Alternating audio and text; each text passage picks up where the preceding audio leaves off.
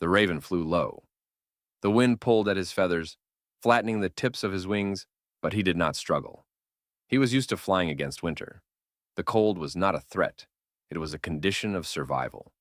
Below him stretched the frozen lake, unbroken, unmoving, white but not pure. Patches of old snow clung to the ice, scarred by wind, scored by claws, and smudged with the prints of passing wolves. No animals walked on it now. The freeze had held longer than expected this year. What should have thawed by now remained sealed, a crusted mirror reflecting a sky that held nothing but silence. The raven circled once, gliding in slow, deliberate spirals. He was not hunting. Not exactly. Ravens do not chase prey the way eagles or foxes do. They search for aftermath, remnants, remains, the things others leave behind. The raven's gift is patience, and in winter, patience is often what survives. On the eastern shore of the lake, something caught his eye, a dark shape beneath a thin snowdrift. He dropped lower, wings folding inward, body slicing through air with surgical grace. He landed lightly on a half-frozen log and tilted his head. The thing in the snow wasn't moving. A small deer, young, maybe 7 months old, lying on its side, one leg tucked beneath its body at an unnatural angle. Dead. Not freshly. The frost clung to its eyelashes, and the ribs showed where fur had thinned. But there were no bite marks, no blood, no sign of struggle. Just the kind of death winter leaves behind. The raven hopped closer, one eye on the trees, one eye on the open sky, always watching for bigger things. He knew he was never first, just early. He pecked once, twice, testing the hide, then began to work at the thin spot, where the belly met the back legs. It would take time. The ice had preserved the body, made the flesh stiff, but time was the one thing the raven had more of than the deer. As he fed, clouds gathered above the lake. The light shifted, wind rose, and then a shadow passed over the snow. Not his own, wider, slower. The raven stopped. He turned his head. Above him, moving just beyond the sun, a second shape circled. Another bird, larger, heavier, wings held flat. An eagle. She had seen him. She had seen the deer. He didn't wait. The raven launched into the air, wings snapping open with a rush of noise. He rose fast, sharp, and turned west, not in fear, but in strategy.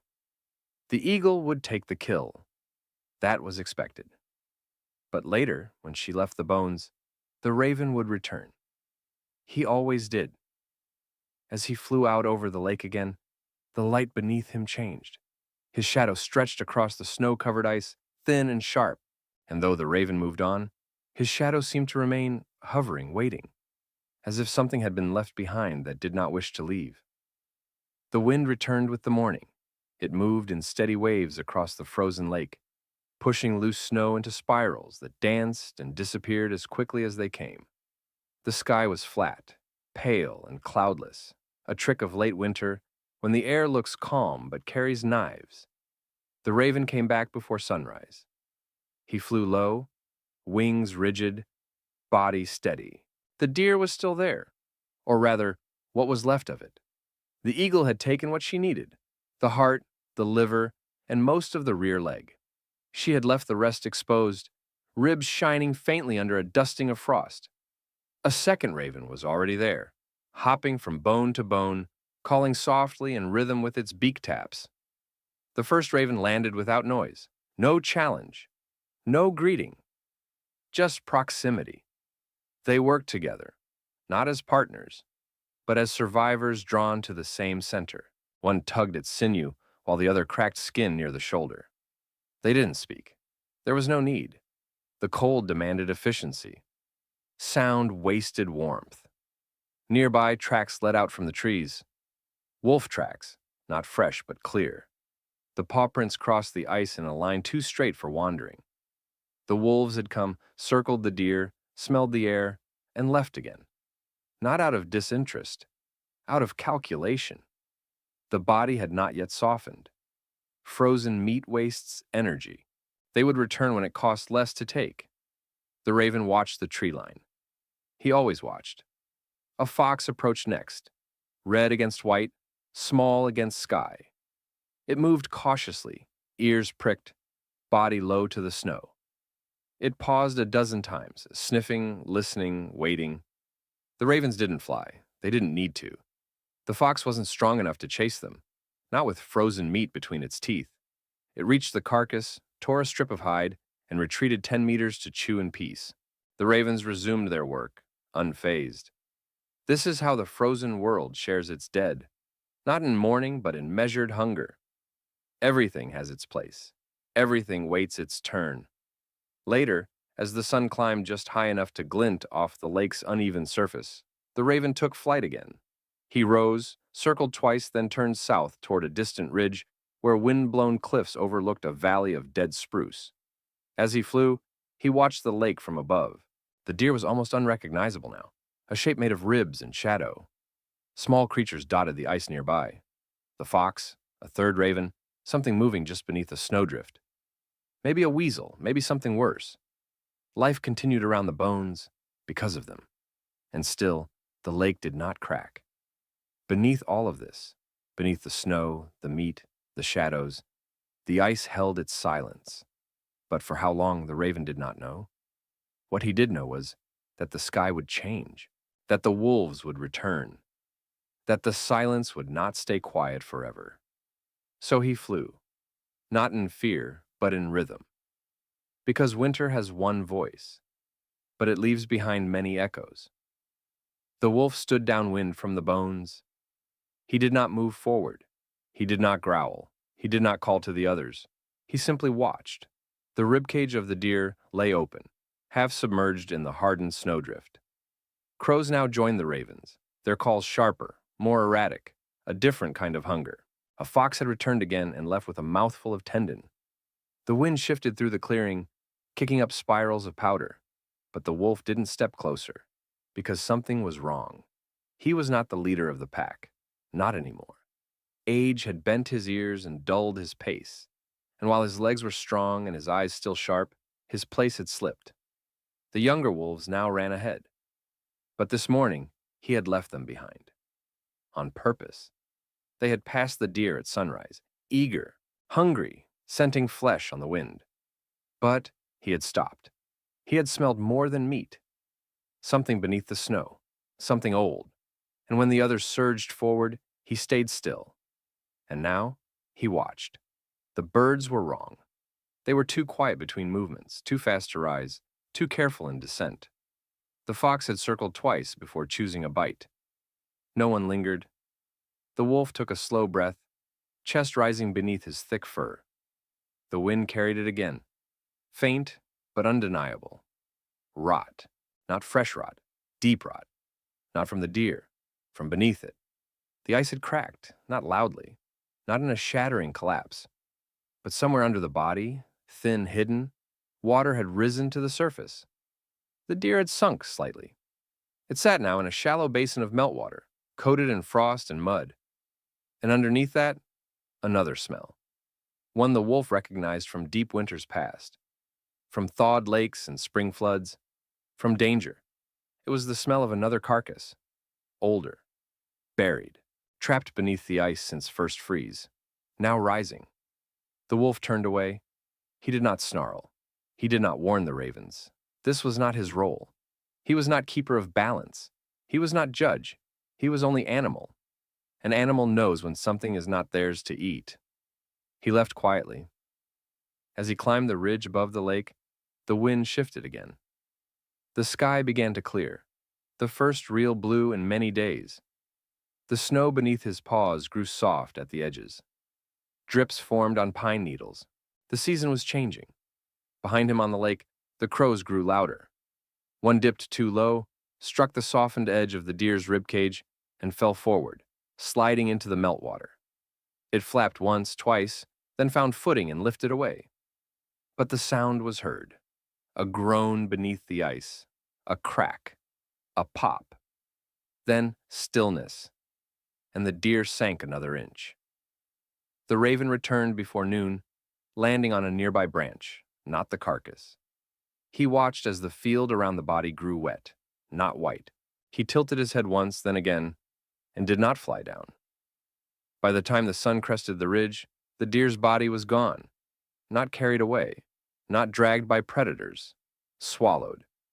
The ice beneath it had thinned with the warmth of the last 2 days, slowly turning to slush under the weight of the frozen carcass.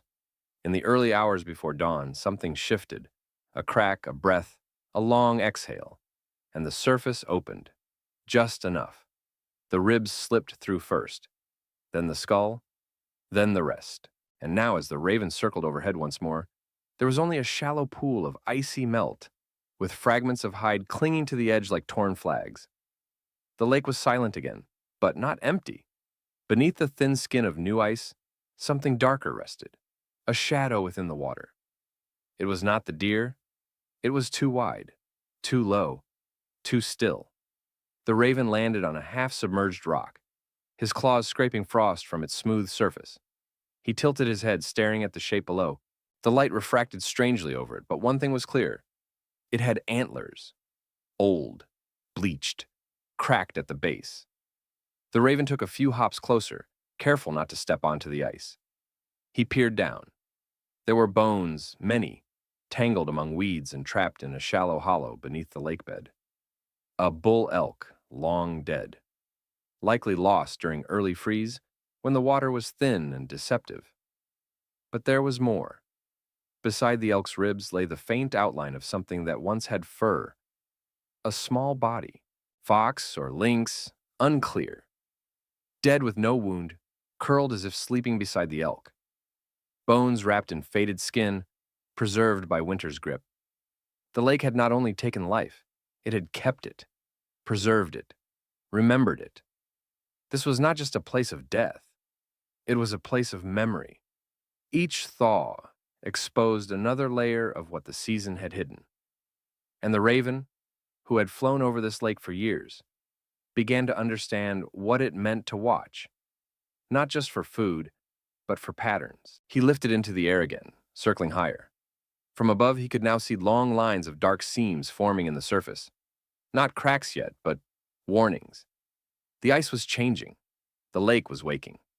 And all it had swallowed, it would soon return. The forest to the west remained frozen, but to the east, near the river's mouth, the first trees had begun to drip. The willows stirred. A single red fox ran across the tree line, carrying something limp in its mouth. A squirrel, maybe. Maybe not. Everything was shifting. The raven flew toward the next ridge. Behind him, the lake sealed its silence again. Thin ice smoothing over the melted pool like glass over a wound. But underneath, the dead still waited, and the raven would remember. The lake began to breathe, not in heaves or breaks, not yet, but in pulses. Shallow movements beneath the surface, where meltwater ran along old fractures in the ice and slipped beneath the skin of winter. The cracks had multiplied. They whispered in the cold, soft hairline threads weaving across the surface like veins. But the air remained silent.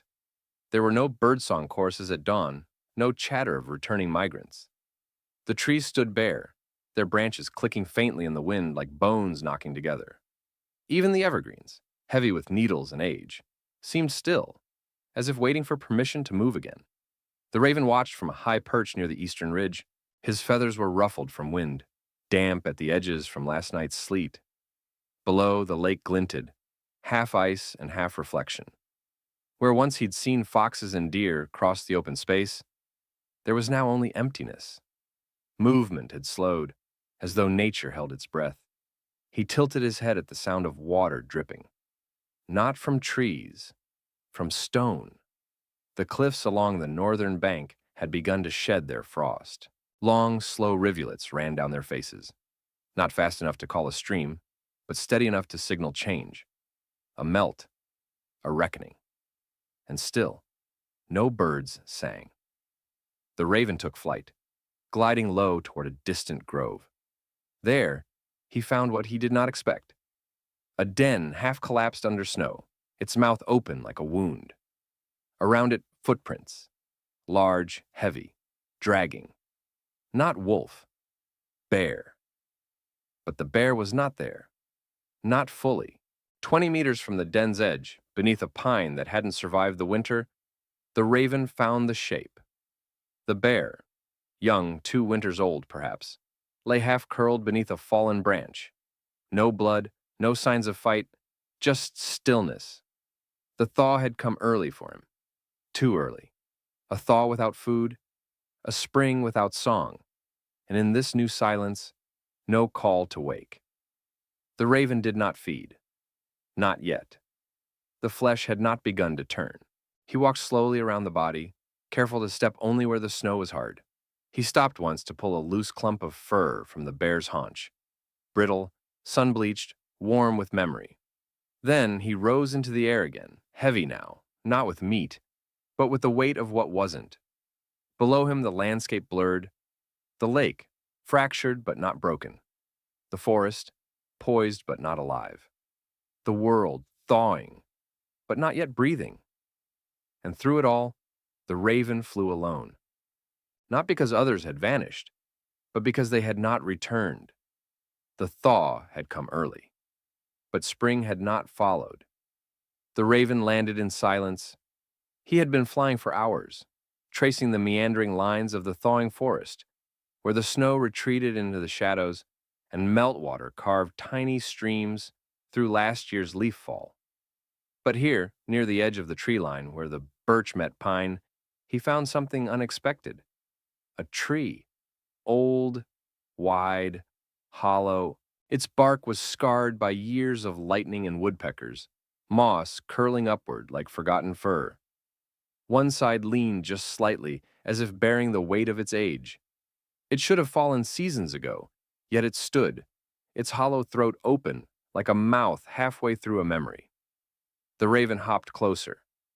The opening was wide enough for a fox to squeeze through, or an owl to nest in. But there was no sound inside. No rustle, no breath, just a deep stillness. He ducked in. Inside the smell was heavy. Not rot, not fresh death, but dust, wood, and something older. Fur, feathers, dried things long forgotten. As his eyes adjusted to the dim, he saw the remnants, a nest, flattened, pressed against the curve of the wood. And within it, bones, tiny ones. Not a predator, not prey, not part of a chase.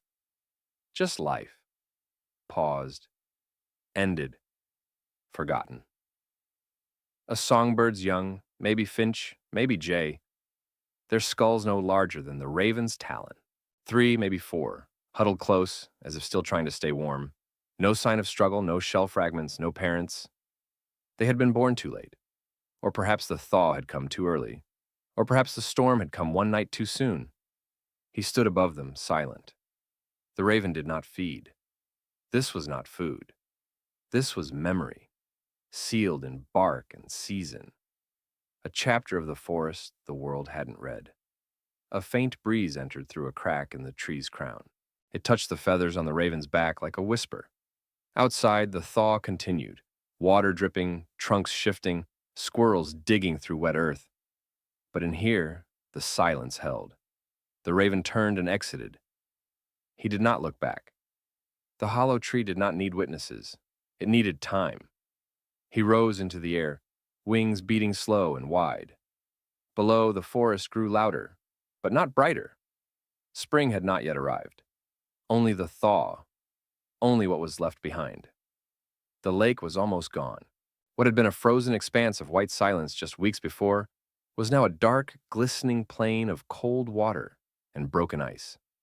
Shards floated aimlessly near the shore, turning slowly, soft-edged and melting. Patches of last year's reeds bent into the shallows, pale yellow against the slate-colored surface. The air was still cold, but it no longer carried the sharpness of winter.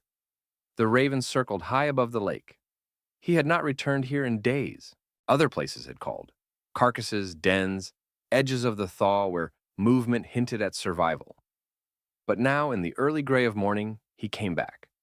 Not for food, not for threat, but for something else. The shoreline had changed. The snow was gone from the rocks. revealing soft mud and half-submerged branches. Tiny ripples moved across the water, pushed by nothing but the memory of wind. The ice had finally let go, but not all of it. At the lake's center, where the water was deepest, a single raft of broken ice remained, no larger than a small tree's canopy, slowly turning on its axis. And on it stood a shape. The raven flew lower. It was not alive. The antlers came into view first, pale and gleaming like driftwood. Then the skull, long, narrow, still attached to a partial spine. The old elk, the one entombed all winter beneath the ice, it had surfaced fully now. Lifted by the warming current, it drifted slowly, without purpose, without destination, just present. The raven did not land. He circled once, twice. Then he noticed the shadow. It moved across the water just beneath him, long and black and silent. At first he thought it was his own, but it didn't shift with him. It stayed, fixed over the place where the elk floated. It wasn't cast by sun. It wasn't shaped like wings. It was longer and older. He watched it for a moment, suspended in thought. It wasn't a sign. It wasn't a message. It was just the memory of all that had passed, all that had died, all that the ice had held. And now, as the water reclaimed the surface, it revealed not just the bodies, but the absence they left behind. He beat his wings once, hard, and rose into the higher air. The lake grew smaller beneath him. The trees pressed close around it again. The forest began to fill in the silence. Somewhere in the distance he heard it, faint but clear, a bird's song, the first since the thaw. Not his own, not a raven's croak. Something higher, something lighter. Spring did not arrive with warmth. It arrived with sound. And in that note, the raven vanished over the ridge. His shadow did not follow. It stayed where it had first been left, drifting, watching, remembering.